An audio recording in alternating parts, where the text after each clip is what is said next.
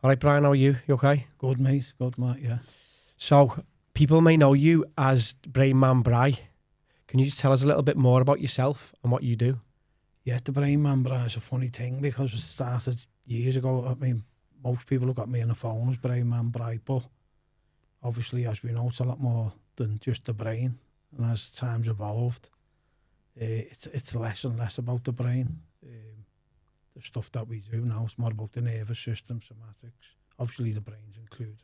But What is heart math and what's that involve? heart math, heart rate variability training, basically, it's becoming more and more popular now. You see it everywhere. A lot of athletes are using heart rate variability training, but heart math, there's a little bit more science behind it. So you're basically teaching people to be more resilient. Well, resilience is like a side effect of practicing heart math. Goes back to breathing. So when you get the breathing right, around 6 breaths per minute, and you get the heart rate variability up to about, 0.1, perfect. But that's when the heart and head become into coherence. It's like flow state for athletes. Or is that like a beta state, is it? Or yeah. Is it called beta, is it? Beta state? No, beta's the noisy mind. So beta's okay. white noise, basically. What we use of a day is highly alert. So you want to get into a bit alpha and a bit of theta. Alpha and That's theta. the gateway to the subconscious. But the heart rate variability is regulating the whole system. It's changing your brainwave frequencies, and it's also changing the frequency of your body. So what type of person would that be good for? Are we talking like, obviously, I imagine athletes who are looking to get into the zone, or what about your everyday person? Well, right across the board. Athletes, obviously, we're a little bit behind in this country. It's being used in the States with athletes like in the NFL and stuff, and the basketball for years now. But essentially, if someone's heart rate variability is really good, then they'll really go for it in training. If it's out, they'll still train, but they won't push them as much. So it's a biomarker, basically, of what condition the physiology and the psychology is in on any day. But it is a massive tool that they use. Well, they use it in the States, obviously, but it's creeping over here now, where it's getting more and more popular. Brilliant. And how would that transfer to someone, maybe someone who's suffering with depression, or they feel like they're in a bit of a rut, if you like to say? Well, it is self-regulation, basically. So to bring your body into regulation, your nervous system, your mind, your whole physiology is got to be a good thing, because you're creating a coherence. And as I said before, when your brain wave frequencies, if you overlay them after you've took the data, and we do have that because we have like headbands to measure the brainwave frequency, and we have the heart rate variability monitor, the heart math. So essentially, if you got someone into a coherent state by changing the breathing pattern and getting them to relax and using other different techniques, if you took that data and overlaid it on top of each other, the brain wave frequencies look very, very similar to the heart rate. That's when you're in a coherent state. For an athlete, that's flow. For an ordinary person who just wants to self-regulate and calm themselves down, or address, certain nervous issues, it's just the same. So say if someone was coming into one of our workshops, then would we be teaching them techniques to get into that flow state? Yeah, absolutely. And then we could be seeing the evidence of it, they're actually in that. Yeah. And then they could say, okay, well, I know from the evidence of what I did to get into that state, we did X, Y, Z. So going forward, when I'm feeling panicked or in a state of fight or flight, I can call back on this, and it's going to take me into that coherent state where I can think a bit clearer. Yeah. Well, and as I said, it's the same whether there's an athlete or an ordinary person who suffers from, nerves, basically, or they've got anxiety or they've got depression. It all brings you back into regulation, because really it's dysregulation of the nervous system that causes all the issues in the body. So by using heart rate variability techniques, we're bringing it all back into line. There's a lot going on in the physiology. Like there's 11 systems of the human body, and when it's out of sync, it's akin to like an orchestra without the conductor. If you imagine if everyone's playing a different tune, then you've got dissonance. Whereas when you bring it back into line with the breathing and the heart rate variability techniques, you've got resonance. So everything works properly. And if the body's resonating, the mind, just matches, it follows, you know. Yeah, that's a great analogy, that. Yeah. So moving on to one of your other techniques, what's the EFT tapping? So the EFT tapping is just another modality that works on well, it's essentially the meridian points in the body. There's energy circuits all over the human body. When it's out, you know, these circuits, we can find what the problem is by tapping on certain areas. Like these are called K27 points, but areas of the face, different parts of the body, will bring the frequency of the body back into alignment. It's almost, I like it to think of it as like a dial-up system, really, right into the body and the subconscious mind. Because once you concentrate on something and start tapping, and we'll use affirmations if someone's got an issue. And again, I'll use that with athletes or people who are just suffering from anxiety and depression. If an athlete has a loss, it's a kind of trauma. And the first thing I would do with an athlete is say, right, let's get rid of that trauma. It might only be a tiny thing, and their egos are difficult for them to accept that. But really, when you get layers and layers and layers of trauma, it builds up all these little tiny traumas. How does that play out for an athlete? Well, it means that the timing could be out. The fast twitch muscle fibers are affected by these energy circuits and by the whole electromagnetic pulse of the body. So by tapping on these areas while stating certain affirmations, like, even though I wasn't at my best tonight, that's okay, and I'm going to let that go, and I'm going to still accept myself. Brilliant. Type of, you know. We can store all that in the body, can't we? Yeah. So yeah, having them techniques, I can imagine, be very, very beneficial to your everyday person, as well as someone going into the next fight or going out onto the pitch for a really big, important football match.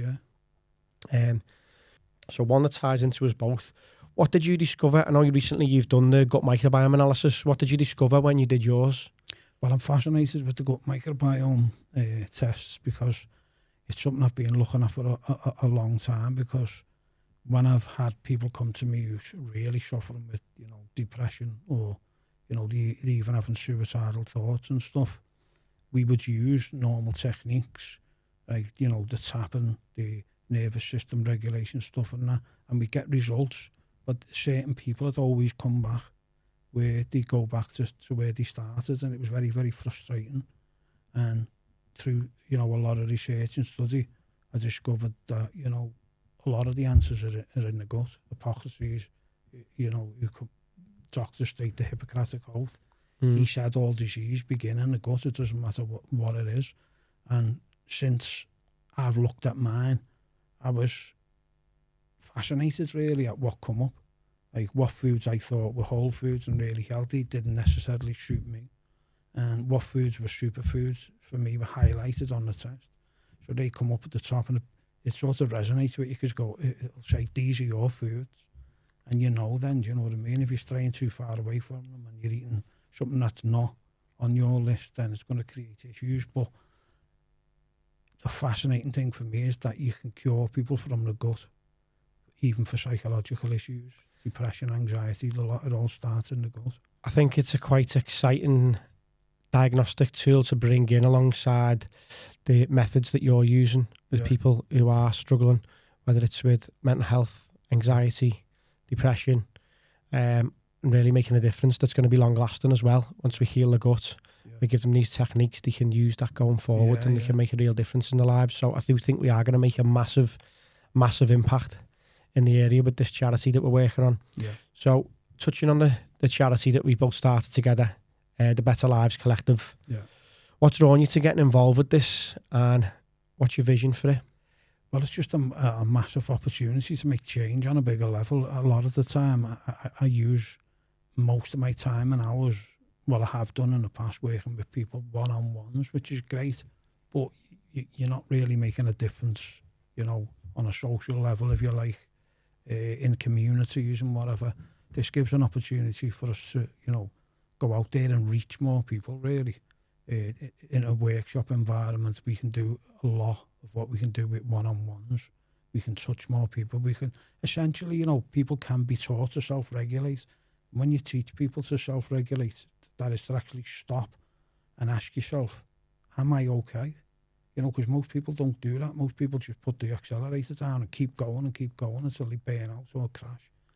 And I see, I am a big advocate of movement and exercise, but there's also, you know, a part of me that watches people who really, really abuse themselves through exercise. They might be trying to get away from something in the nervous system. They might be trying to get away from something psychologically, but there's, you know, from one end of the scale to the other, if you're sitting down too much and you're not moving, it's really bad for your whole system. And if you're moving too much and you're abusing yourself, having like 2 or 3 workouts a day and, you know, 7 days a week, your nervous system will only take so much of that, and it'll stop you in your tracks. And it'll give you something to stop you if you don't listen. So by checking in with yourself and starting to create a relationship with your nervous system is the best thing you can do. And that's what we can teach people in the community, because a lot of people start suffering from depression and anxiety because of inflammation in the body. As you know, it starts in the gut, it spreads to the brain. If you've got inflammation in the gut, you're going to have neuroinflammation, which means that it's very, very difficult to feel good.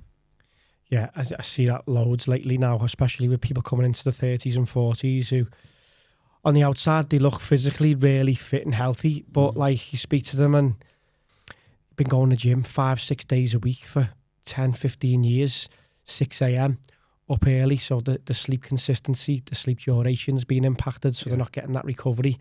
And then they're going doing high intensity interval training every day.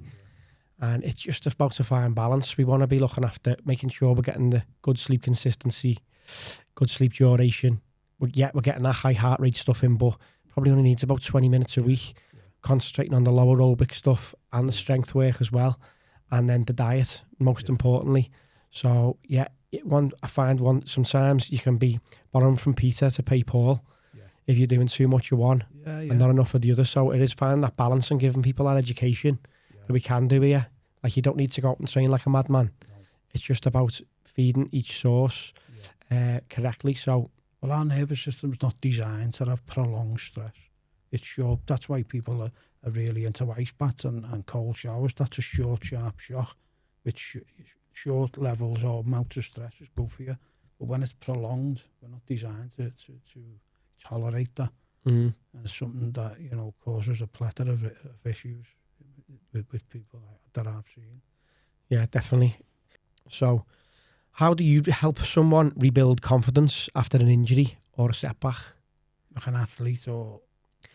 Yeah, so say, for instance, we can just use an athlete, for example, for someone who may have been out injured, they've been a bit down, they can't do what the daily job is, and they need to get back to it. They got into a bit of a lull, bit of depression. How would you get them going again? Yeah, well, it's common with the likes of professional footballers who say may have had an ACL or something, where it's a really long period of time out, and at some point they actually forget who they are and what they do best. So I would again go back to something like tapping on the meridian points and finding out what have they lost, what are the issues, what trauma have they left unresolved in the body. Because again, we want to be lighter, especially as an athlete. We don't want anything weighing us down. You know, we've heard the expression, the weight of the world on your shoulders. Layers and layers of trauma make you feel like that. And, you know, that's not good for an athlete. So you're constantly looking at emptying the system. We're the only mammals on the planet that don't shake off trauma in the moment. So if an animal, like a dog, for instance, has trauma, he'll shake straight away, or she'll shake straight away to get rid of that trauma out the body. We don't. I teach trauma release exercises also. I work with a footballer now who, as soon as something happens, we'll go, let's get rid of that out of your energy body straight away. So we want to release that trauma before it builds up. And it might only be something simple, like they've made a bad couple of passes, or, you know, they haven't had the best game, but it's still a kind of trauma that we don't want building up. So we're constantly, the first work I'll do with anyone, whether it's an athlete or whether it's just an ordinary person, is what's stuck in your energy body, what can we remove first. I always say, before we do the good stuff, let's look at what needs moving first. They don't always like doing it, but they feel different straight away. We feel lighter, you know, as soon as we've released trauma from the system. I suppose that's a great thing as well, isn't it, when we're working with groups of people there where we've got some funding available, where we can spend some real time and doing these lesser things to begin with, building in and seeing that transformation with them over a period of 6 to 12 weeks, having a couple sessions where you can really do some some deep-rooted work there then, can't you? Yeah, and also, you know, the DNA testing. Trauma is in your DNA from your ancestors, believe it or not, and that's a science fact. So I've seen that before. Yeah, this trauma lives in you. It's encoded in your DNA. So by looking into the DNA, which is like what your speciality, we can then find what's stuck there, what's not moving. And as you know, if you've got a bit of inflammation, then you can't create serotonin, you can't create GABA. So you're on the back foot straight away, because it then becomes a physical thing where we're looking at, and we've got all angles covered when you think about it, because you've got the microbiome, you look into that. Are we destroying tryptophan, for instance? Are the base materials for the neurotransmitters still there? Can we do that? I've also, I mean, you and I have discussed this in the past. I believe there's like a code for addiction and that in the gut and in the DNA, that if you can collapse them, person with addiction has infinitely got a massive, greater chance of quitting. Yeah, well, speaking on the DNA, on the methylation test, one thing which is quite common, which we see with people who've got addictions, is when they got the slow release of dopamine, and they got a very fast COMT gene, so which the COMT gene wants to burn through that dopamine as quickly as possible. So when they're out of balance, the dopamine's in real short supply. So they're basically dopamine seeking. They're looking for where their next fix is coming from. And if we can control them neurotransmitters, get them back into balance, getting a more readily supply of dopamine coming into the system, it just creates a more harmonious state. So they're not, they can control them habits, if you like, but it's giving people the understanding of that. Because when you understand, I am not my thoughts, it's like, oh, so that's why I think like that. It's like a bit of a aha moment you have with people. You know what I mean? It's like, you know, my God, that makes sense. I do think like that. You can overlay that with like the likes of the tapping and that. I am not my thoughts. You can reverse that by using tapping as well. So everything sort of complements each other. That all the different modalities that we bring together. For me, it's exciting because you're covering every base really. You know, one of the things that I find is that it really annoys me when people are suffering from depression, anxiety, or even worse, and they go for talk-based therapies, and they'll get like 6 sessions or whatever, and it could take a lot longer than that, or they're not going to get anything out of that, because if someone's had trauma for a prolonged period of time, or even anxiety, the cortex doesn't work properly. We have a headband that we use to get more oxygenated blood into the cortex. It's like a game on a screen, basically. I use it with athletes. I use it for people with anxiety and depression. And essentially, you know, if we have a trauma in the moment, information comes in through the thalamus, the information centre, so it could be any of the 5 senses or all of them. It's supposed to go to the cortex. The cortex is supposed to rationalise it and say, yeah, that's just a dog barking or whatever it is, and stand everything down. But the problem is when the cortex is not working properly, what's called low cortical activity, it gets sent straight to the amygdala, the feeling centre part of the limbic system. And all that'll do is compare it to something traumatic that's happened in the past, and then set off the sympathetic nervous system, and all of a sudden you're feeling 10 times worse. So we have to get the cortex working before anyone can go for counselling or, you know, any type of CBT, psychotherapy or whatever. The latest science, they call it bottom-up therapy. So we have to fix the gut, the body, everything else before the mind can come into line. Yeah, that makes sense, doesn't it? So it's prepared to receive the information and to process it and use it properly. Yeah. Otherwise, we're just throwing a mask on the top and it's not going to get down deep to the root. And, no.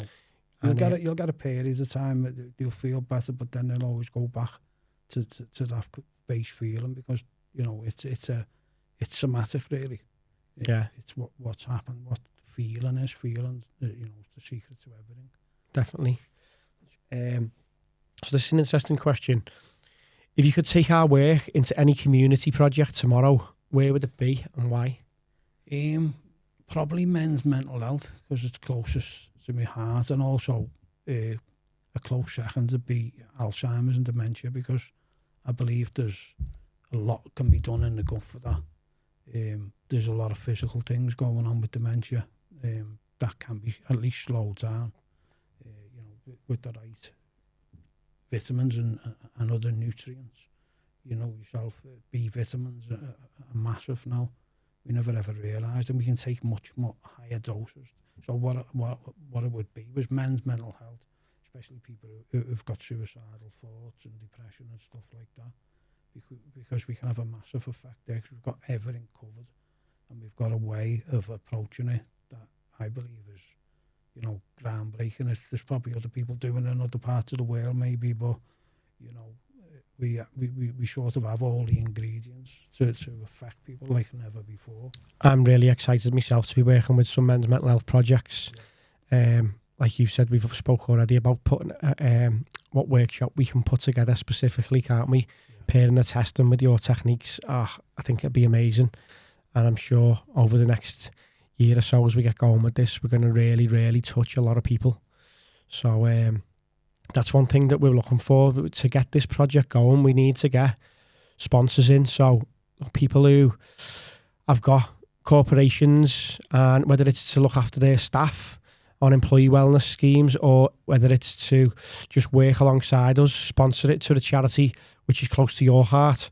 There's lots of tax incentives where you can donate to the charities to give us, so we can do our work in the communities and alongside yourselves. So if anyone's out there and wants to reach out and work alongside me and Brian, there's any projects close to your heart, then just get in touch with us and we can get things sorted and show you what we can offer, because I'll tell you now, nobody has got what us two have got together. Nobody's doing it. So there is going to be a real shake in this city with what we're doing, making a real difference. Okay, this might be a bit of an hard one, but see how you go with it. But what's the best advice you've ever been given? It's okay to say no. Yeah. Most of the stuff I've got myself in trouble with or has pushed me back has been a people pleaser, really, in the past. Saying yes to too many things, and then it plays on your mind. But what I've noticed is it always presents itself back to you. There'll always be another situation where the energy, the universe, whatever you want to call it, will bring it back to you and say, you've got to say no to this. But if you say yeah, you're pushing yourself back, your development again. So that is probably the best piece of advice. It's okay to say, and no's actually a good thing, where I used to think you can never say no. That was just the way I was brought up. I'll tell you what, I think I could take some of that advice, because I think that's probably one of my traits. I would say I'm a bit of a people pleaser, and do say yet at my own detriment sometimes. Yeah. So yeah, that's one thing I could learn there as well. Yeah. It's funny, because if you trace it back, you can think of loads of times and you go, I should have said no to that. Or I didn't feel that, because feeling's the secret to everything. If it feels okay, it normally is. Yeah, again, like we say, that gut instinct, isn't it? Yeah. Okay, so let's have a look about, if you could get one message across to everyone listening, what would it be? It would be aware of your self-talk, be aware of your self-talk and your thoughts, because essentially that's what's shaping you. And it's really, really important, whether you're goal setting or you're just speaking out loud in general. Try to be mindful of your thoughts, try to monitor them, because the more negative thoughts or statements you can catch yourself saying, and then you won't do it overnight, but you can get there. So I have a saying, I don't know if I come up with it or I read it many, many years ago, and it goes, words are thoughts moving, powered by emotion, and the depth of the emotion dictates the time scale of what it is you're trying to achieve and how powerful it is.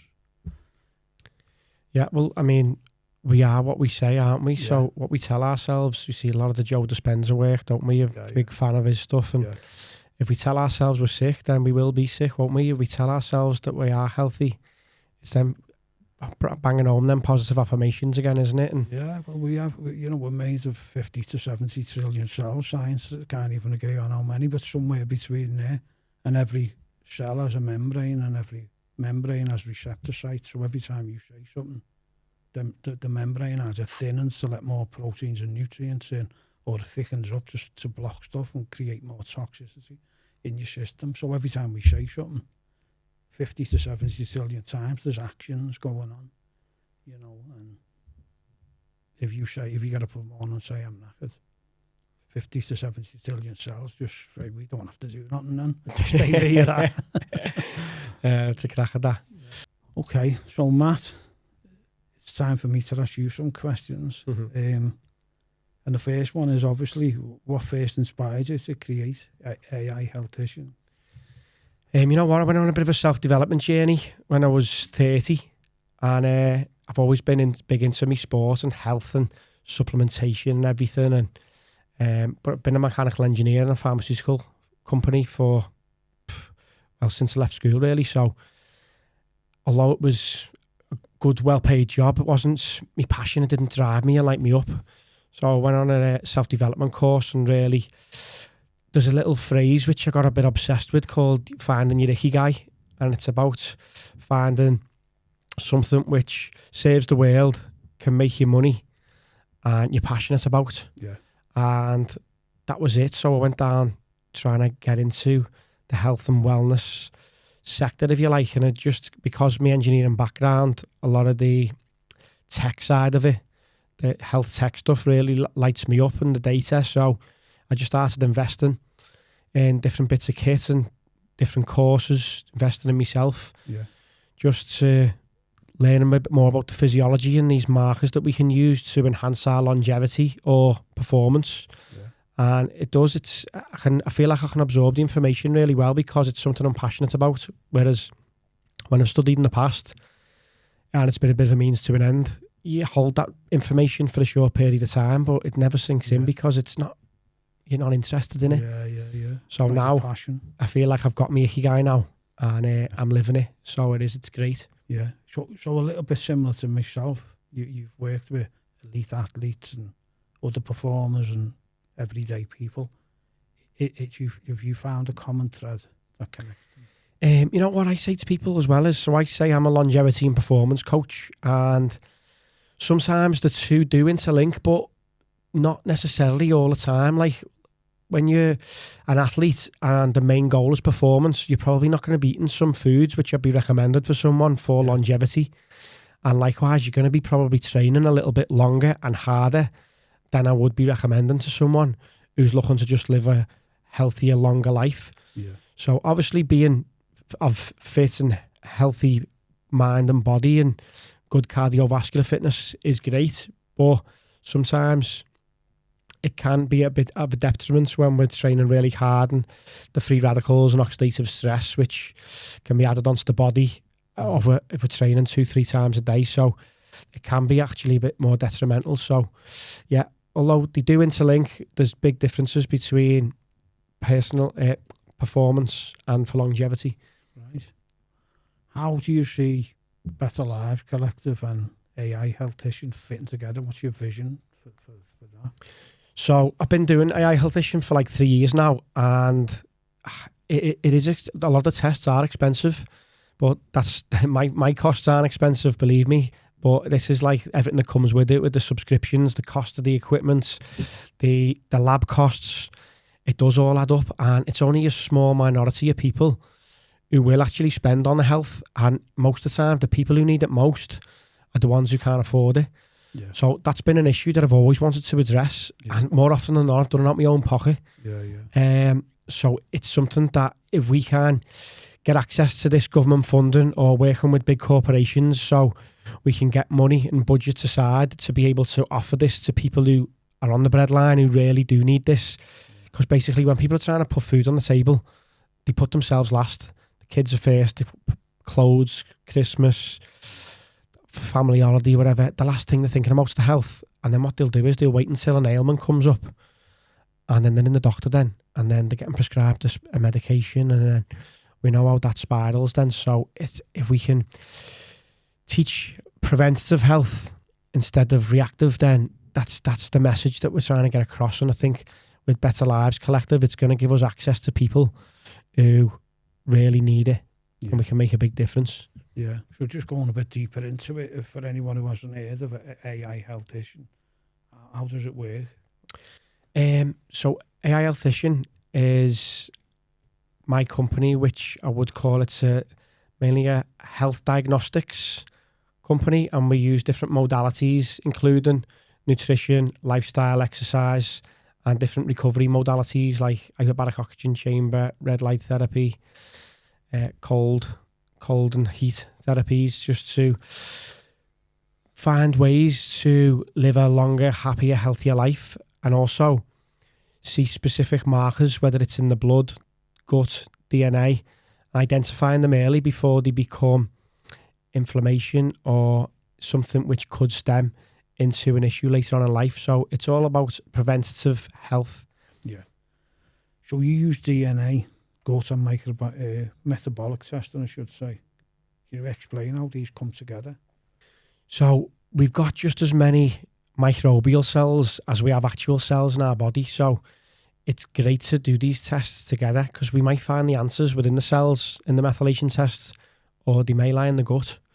So having a picture of both of them together gives us a real insight into our body. And I say, when someone comes in to do a test with me, it's like doing a bit of an MVQ in your own body, because you're learning so much. And that's the idea. I'm empowering you with the information to understand how your body functions, what your deficiencies may be, where they lie, what sort of supplementation or foods, exercise, recovery modalities you should be doing to support your body in the best way possible. So yeah, they are really, really good in-depth tests, which have a massive effect on people. Also with the metabolic testing, so that's something we use for giving people nutrition and exercise plans. The rest and active metabolic test. So that basically just monitors your breathing. Firstly, at rest. So from that, we can see how many calories you're burning every minute, what percentage that's fats and carbs. So we can see specifically how many calories and macros your body needs to function optimally. And then we do a ramp test on the treadmill, seeing how well your cardiovascular performance is, respiratory performance. And we can work out your biological age from that then. Yeah. Because we know VO2 max is a massive marker for life expectancy. Yeah, it's interesting talking about that, because I read somewhere which was a fantastic motivator for people. And what I read was, sometimes we can be outnumbered 5-1 by microbes, the human cells. And at that point, who's making the decisions? Because if these microbes are addicted to sugar and they're docking onto your stomach line and craving something, then it's beyond you, sort of thing. It's not it's not your fault in the moment, but it is how it got there. And people are like, oh, I want to get in but get that rebound. Definitely. We know, like, with parasites, we know that they will be, work with people who say, I literally get up in the middle of the night, go to the fridge and eat a load of crap. Yeah. And it's like, I don't even know I'm doing it. Yeah. It's like they're literally controlling you and taking you to the food to eat it, to feed them, because they need it to survive. And because we're magnetic beings living on a spinning magnetic planet, it actually becomes harder at certain moon cycles, doesn't it? Like when it's a full moon, these things become more active. So it's, the science behind that. It's not just... Definitely. Most definitely. How would you say your data-driven approach differs from people going through the normal channels, or say going to the NHS if they had, gut issues or anything else? I think, touching on the gut, for instance, we're basically fast-tracking what you'll do through the NHS, what may take 18 months. Because you go in, you say you might have some symptoms, they're going to say, okay, we're going to put you on a process of elimination diet. Go and remove gluten for 3 months, come back, tell me how it goes. How was that? Okay. Now go and remove lactose, come back, tell me how it is. Okay. Now we might go on to a low histamine diet. Let's see how we go. I'm going to try loads of different diets in the meantime, where with this one gut test, we come in and this is going to outlay everything. We use a feed and starvation method. So we're literally reharmonizing the gut, getting the gut microbiome back into balance. We can't have too much of a good thing. So even if we are eating a really healthy diet, but that gut microbiome has come out of balance now, this is going to tell us what foods we need to start eating a lot less, what we need to eat more. So that can bring it back into a more harmonious state. So whether it's skin conditions, brain fog, bloating, diarrhea, fatigue, whatever these issues may be, a lot of the time we can resolve it when we get the gut back into a more harmonious state. So you're literally getting all that evidence right in front of you from the first day, as soon as we get the results back. So it's and with anything we can test, we can measure as well. So when we can do repeat tests, it's not just saying this works. We do them again and we prove it. So we can see the change that we're making, whether that's doing the gut test, or whether it's doing the VO2 max, whatever it may be. So with the gut, you need that diversity in there. You know, you can't just eat 1, 2, 3 foods. It needs to be a big... Definitely, and you see a lot of the time people who eat a really healthy diet and then put the stuff for them with, it may be the skin. But then we can look at maybe like Previtola, for instance. We see commonly like taking up to 50% of the microbiome population. So yeah, it's great in small amounts, but when it's riding the whole ecosystem in there, we might be a case that we need to start removing certain fruits and vegetables. We see ginger. Commonly we know it's a superfood, but cinnamon, we see these things coming up. So yeah, it's about having a balanced gut. Yeah, I was shocked with the likes of spinach, which I always thought was a superfood. I used to juice a full bag of it at one time, and it's actually, you know, high histamine. And is it that an oxalate, is it? An oxalate, yeah. Yeah. And it causes histamine issues where if someone says got, for instance, MCAS, mast cell activation syndrome, it can cause them a plethora of other issues. So everything's bespoke, isn't it? And that's what this gives you, doesn't it? That's what it's all about. I was just about to touch on that then. It's like everyone is individual. What may work for one person will not necessarily work for the next. You may see influencers online who are doing the latest supplement, whatever it may be, and it might look great. And I mean, I've gone through that stage myself, and you're like, I can't not have that. I need to get that now. And you just go out and buy it and spend your money on it, whereas it may not be useful to you at all. So that's again with the DNA, we dive deep into what genetic deficiencies you have and what nutrient deficiencies that could cause. And when we can identify them, we'll always use food first, try and get it in through our food. And then where that's not possible, we'll use a supplementation. That's what it's called, smart supplementation. So we're doing it, and it's not necessarily a case of taking 8 pills a day. It might be we've got the tools in the locker to use as and when they're needed. So I might take this supplement after I've gone out for a drink. I've got a wedding next week. So I know I'm going to, that activated charcoal and acetylcysteine, maybe a bit milk thistle, because I know some of my detoxification pathways are a bit impaired. So we're going to support that. I'm still going to go and enjoy myself, but I've got the tools in the locker to do what I need to do. Again, superoxide dismutase, SOD2, another gene which reduces how well we can get rid of oxidative stress and free radicals. If that's the case and you're one of them people who trains really hard, I mean, I do the Ironmans. I've done 2 so far. So when I know I've identified them. So when my training drastically increases, I know I'm just going to take a SOD2 enzyme. So I'm getting that in to support me during that time. I'm not going to take it all the time if I'm not training like a madman. But yeah, it's just about having the tools in the locker for specific occasions. We're talking like 40% plus, aren't we, of people who have methylation issues? It's not like a small number. Oh yeah, I mean, Gary Brecker's the one who brought it to light for us all, isn't he? He brought it mainstream. The MCHFR gene, which is the one he goes on about, which can be linked with cardiovascular disease, anxiety, depression, high homocysteine. It's a really big one, and 70% of the population have got some sort of genetic deficiency on it. So it's just important about identifying that and the severity of it, because it may be working at 30% efficiency, maybe working at 0, maybe working at 90%. More often than not, when we see someone who's got a severe gene mutation on that, we are seeing some sort of health issues going on with them at that moment in time, whether it be anxiety. And that's a really exciting thing, isn't it? What we've got in our bag, sort of thing, because there's people who will go to the doctors with, you know, high blood pressure, whatever, and it could be high homocysteine. This identifies it, doesn't it, straight away? So although it may appear expensive on the front end, it's a relatively cheap fix, isn't it? And that's it. It's a one test that you'll only ever do it once in your life, because your genes are your genes. We do it on the day you're born. We do it on the day you die. They're never going to change. We just got to support them accordingly. But and they're nothing to be afraid of. They're not a diagnosis by any means. It's more of a roadmap and looking at probabilities. So we know, okay, if we don't get this nutrient in, we're already struggling to absorb that. So, and we're not getting enough of it in our diet. We know that can be linked with gut issues or specific cancers or cognitive regenerative diseases. So I'm going to make sure that I'm getting that nutrients in, whether it may be choline through eggs. All right, well, I eat 5 eggs most days. Great. 5 eggs, you're eating them. what about the 2 days of the week you don't eat them? You've got the supplements in the cupboard there. Yeah. So it's just using smart supplementation to fill the nutritional gaps. That's what it's about. Going back to, being able to test people, I find it really exciting, the opportunity we've got, because I was told that, cardiovascular disease runs in families, and it does to a degree, but a lot of the time it is high homocysteine. And what a gift to be able to give to someone instead of suppressing symptoms and getting a plethora of other symptoms that come from taking that medication, is addressing it and going, well, this is actually what it is, try this.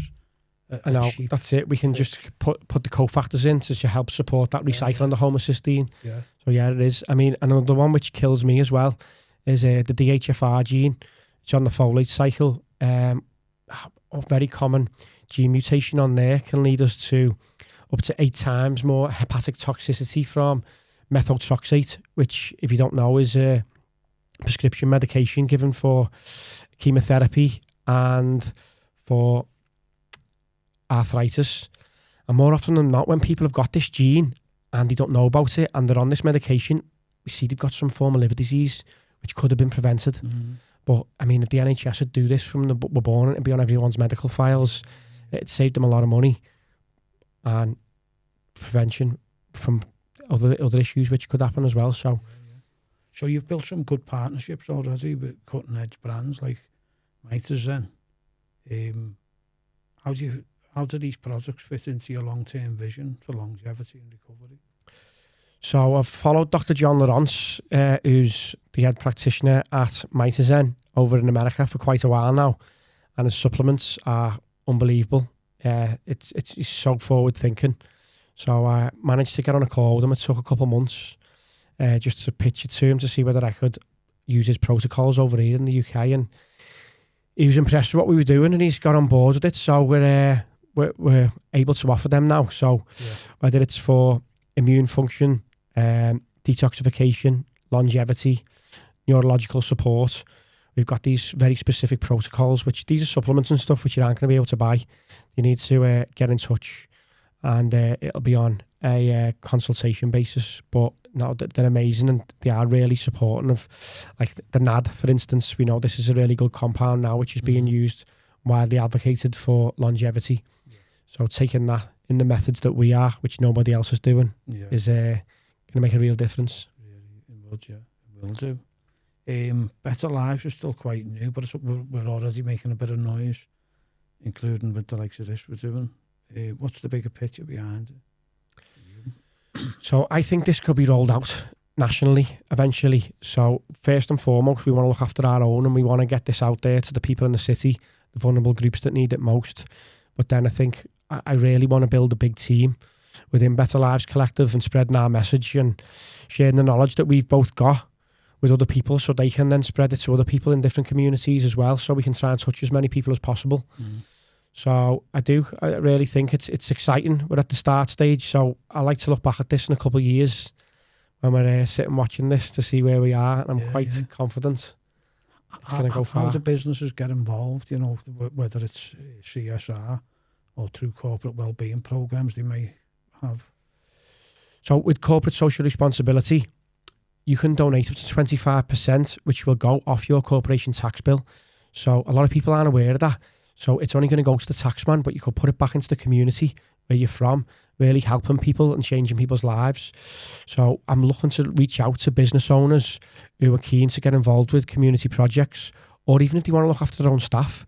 Employee wellness is massive now, and there's good tax benefits for that. And also, you're empowering your staff. You're going to get better client retention, reduce sick days, and everyone's winning. So yeah, that's something we really want to start pushing. And if you could get one message across to anyone listening about the health mindset or purpose, what would that be? I would say, it's a hard one, this. One is, if you're not testing, you're guessing. So you're just presuming, and a lot of the time we can have a lot of underlying issues which could take years to come to a head and appear as some form of ailment. Like, just doing regular testing, you can identify these early before they even become an issue. So let's just take that approach where we're more of a reactive, putting a band-aid over the illness, and let's get down to the root cause and take a more preventative approach into our health. Yeah.